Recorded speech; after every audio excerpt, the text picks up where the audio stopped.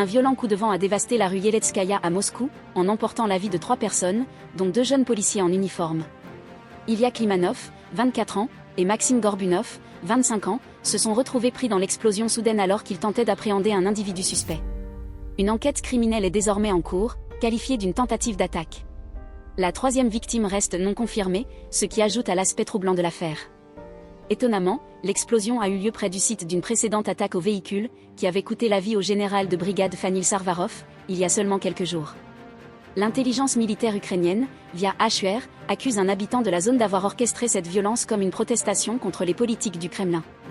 Cet individu aurait lancé un colis explosif dans un véhicule, déclenchant l'explosion dévastatrice. 2 autres personnes ont été grièvement blessées. La Russie, elle, dévoile la responsabilité, affirmant l'implication de l'Ukraine sans preuve. Plus tôt dans la semaine, une autre personne avait signalé une explosion similaire. Frénétiquement, les policiers décédés avaient un historique documenté d'implication dans des hostilités contre l'Ukraine et des preuves de torture de prisonniers de guerre ukrainiens. Qu'est-ce qui a réellement motivé cet acte ? L'enquête est toujours en cours, enveloppée de suspicions. Vous trouverez l'intégralité de l'histoire dans le lien en description. N'hésitez pas à vous abonner à notre podcast pour rester informé des événements cruciaux à travers le monde.